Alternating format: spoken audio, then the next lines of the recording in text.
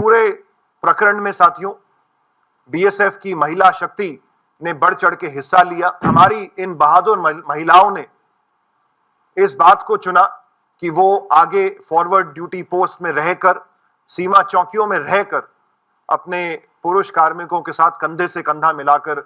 इस आपदा का सामना करेंगे। इस पूरे प्रकरण में साथियों बीएसएफ की महिला शक्ति ने बढ़ चढ़ के हिस्सा लिया। हालांकि महिलाओं के पास ये ऑप्शन था कि वो अगर चाहती तो बॉर्डर आउटपोस्ट से रिलोकेट होके पीछे हेडक्वार्टर्स में आ सकती थी, लेकिन हमारी इन बहादुर महिलाओं ने इस बात को चुना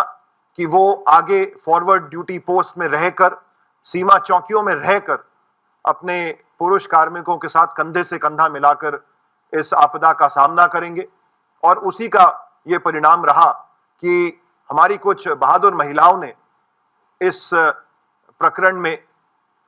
पोस्ट को कमांड किया। असिस्टेंट कमांडेंट नेहा भंडारी हमारे बीच में यहाँ बैठी हुई हैं। इनके साथ साथ हमारी कुछ ऐसी भी महिला कर्मी हैं जो फॉरवर्ड पोस्ट में रही। मैं उनके नाम जरूर आपके सामने रखना चाहूंगा। महिला कांस्टेबल मंजीत कौर, महिला कांस्टेबल सुमी, महिला कांस्टेबल मलकीत कौर, महिला कांस्टेबल ज्योति, महिला कांस्टेबल संपा एवं महिला कांस्टेबल स्वप्ना। इन सभी महिलाओं ने आगे आईबी के बिल्कुल नजदीक रह के दुश्मन की पोस्टों के ऊपर फायर खोला है। इसके साथ साथ साथियों, जैसे मैं बता रहा था कि हमारे कुछ ऐसी पोस्ट भी हैं जो कि हमारी तारबंदी से आगे हैं, और वो आगे इसलिए हैं क्योंकि हम अपनी हर एक प्रत्येक इंच की रक्षा करना चाहते हैं। तो ऐसी पोस्ट को कमांड कर रहे थे सभी हमारे असिस्टेंट कमांडेंट कुलदीप, जो कि यहाँ प्रेजेंट है, और अभी कुछ क्षणों के बाद ये आपको बताएंगे कि किस प्रकार इन्होंने भी पोस्ट में आगे रहते हुए अपनी कंपनी को कमांड किया और दुश्मन के मंसूबों को विफल किया। साथियों, इस ऑपरेशन सिंदूर में जम्मू के इस इलाके में और एलसी और आईबी दोनों ही क्षेत्रों में बीएसएफ ने बढ़ चढ़ के हिस्सा लिया है, और हमेशा बीएसएफ तत्पर रही है अपने देश की सॉवरेनिटी को बचाने के लिए, देश की अखंडता को बचाने के लिए और देश की सीमा की रक्षा करने के लिए। हमारी निगरानी अभी भी चौकस है, क्योंकि इस प्रकार के इनपुट्स है कि दुश्मन को जो भारी नुकसान पहुंचा है तो उसका बदला लेने के लिए वो फिर घुसपैठ या उसकी जैसी क्रॉस बॉर्डर फायरिंग जैसी किसी प्लान को वो अंजाम दे सकते हैं। तो बीएसएफ 24 घंटे दिन रात अंतर्राष्ट्रीय सीमा पर बिल्कुल चुस्त है, और हमारा प्रयास है कि आने वाले समय में, और विशेष तौर पे जब अमरनाथ यात्रा का प्रारंभ अगले 3 जुलाई से होने वाला है, तो हर प्रकार की व्यवस्था यहाँ पे बनी रहे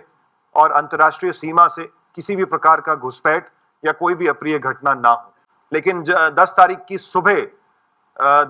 पाकिस्तान के द्वारा कुछ लो हाइट के ड्रोन्स भी भेजे गए और उन्होंने हमारी पोस्ट को टारगेट किया। बीएसएफ के बहादुर जवानों के द्वारा इन ड्रोन्स को एंगेज किया जा रहा था, लेकिन एक अनहोनी हुई जिसमें हमारे एक पोस्ट कमांडर बहादुर सब इंस्पेक्टर मोहम्मद इम्तियाज, उनके साथी कांस्टेबल दीपक और आर्मी के एक नायक सुनील कुमार, ये तीनों ही एक ड्रोन का जब मुकाबला कर रहे थे, उसको ध्वस्त कर रहे थे, तो ड्रोन के द्वारा पेलोड ड्रॉप किया गया और शेलिंग भी उस समय चल रही थी, और उसमें ये तीनों हमारे सेनानी वीर गति को प्राप्त हुए। लेकिन बीएसएफ ने हौसला नहीं हारा और उस पोस्ट में और उसके आसपास की पोस्ट में हमारे जवानों ने डटकर दुश्मन को जवाब दिया, और उसी का ये परिणाम था कि पाकिस्तान में सियालकोट की इस बॉर्डर बेल्ट में दुश्मन को भारी नुकसान पहुंचा है। उनकी कम्युनिकेशन